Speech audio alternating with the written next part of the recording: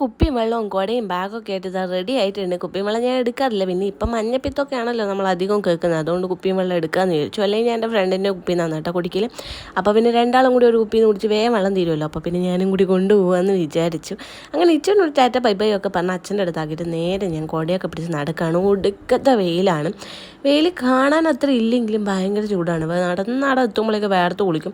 വിശാലമായ റോഡാണ്, ആരെയും കാണാനില്ല. പക്ഷെ അങ്ങോട്ട് എത്തുമ്പോഴേക്ക് കുറച്ചാളെ കണ്ടിട്ടുണ്ട് കേട്ടോ. ആകാശം നിങ്ങൾ നോക്കി അടിപൊളിയല്ലേ, എനിക്ക് ഭയങ്കര ഇഷ്ടമായിട്ടുണ്ട് ഇന്ന് ആകാശം കാണാൻ വേണ്ടി. അങ്ങനെ ബസ്സൊക്കെ പിടിച്ച് നമ്മളിതാ സെൻറ്ററിലെത്തിയിട്ടുണ്ട്. അങ്ങനെ ശ്രീശങ്കരാചാര്യൻ്റെ പടി ഞാൻ എണ്ണി കയറുകയാണ്. അങ്ങനെ പോയിട്ട് നേരെ പോയി ചെക്കിനൊക്കെ ചെയ്ത് ക്ലാസ്സിൽ കയറി. വൈകുന്നേരം ആയപ്പോൾ ഞാനും ദേഷ്യവും കൂടി നല്ല ചെക്കൗട്ട് ചെയ്ത് ഇറങ്ങിയിട്ടുണ്ട്. നേരെ ചന്തുവിൻ്റെ ഒരു ചുരിദാർ അടിക്കാൻ വേണ്ടി കൊടുത്തിട്ടുണ്ടായിരുന്നു കേട്ടോ. താഴെ തന്നെ, സെൻറ്ററിന് താഴെ തന്നെ കൊടുത്തു. അവിടെ നിന്ന് പോയി നമ്മൾ അതൊക്കെ മേടിച്ച് കുറച്ച് അല്ലറച്ചുള്ള സാധനമൊക്കെ മേടിച്ച് രണ്ടാളും 2 ബസ്സിൽ. എൻ്റെ നാട്ടിലേക്കാണെങ്കിൽ പുതിയ ബസ് വന്നിട്ടുണ്ട്. പഴയ ബസ്സിന് എന്തോ പറ്റിയെന്നാണ് പറയുന്നുണ്ടായത്. എന്തായാലും അടിപൊളി തന്നെ, നല്ല പുതിയ ബസ് വന്നല്ലോ. പക്ഷേ ഈ ബസ് കുഞ്ഞു ബസ്സാണ്.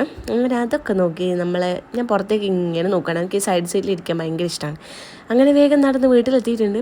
ഞാൻ ഇച്ചുവിനെ നോക്കിയിട്ടാണ് വേഗം പോയത്. എല്ലായിടത്തും ഞാൻ ഇച്ചുവിനെ നോക്കി, എവിടെയും കാണുന്നില്ല. ഇവൻ എവിടെ പോയി? അപ്പോഴേക്ക് ഇത് അച്ഛൻ്റെ കൂടെ ഇങ്ങനെ കളിക്കുന്നുണ്ട്. അച്ഛനാടെ എന്തോ പണിയിലാണ്. അങ്ങനെ ഞാൻ വേഗം ഇച്ചുവിനെ വിളിച്ചു. ഇച്ചുവിന് ഞാൻ കുറച്ച് കടല കൊണ്ടുവന്നിട്ടുണ്ടായിരുന്നു. അങ്ങനെ മുട്ടായി എന്നെ അങ്ങനെ കൊടുക്കാൻ പാടില്ലല്ലോ, അതുകൊണ്ട് പിന്നെ കടല കൊടുത്തു. ഇന്ന് പോകുമ്പോൾ ഇച്ചു പറയുകയും ചെയ്തു കടല കൊണ്ടുവരണേ. അതുകൊണ്ട് പിന്നെ ഞാനും ഇച്ചും കൂടി വർത്താനമൊക്കെ പറഞ്ഞ് കടല അങ്ങ് തന്നു. പിന്നെ തുണി മടക്കാനെന്നും പറഞ്ഞിട്ടാണിതാ എൻ്റെ കൊച്ച് കയറി ഇരിക്കുന്നത്.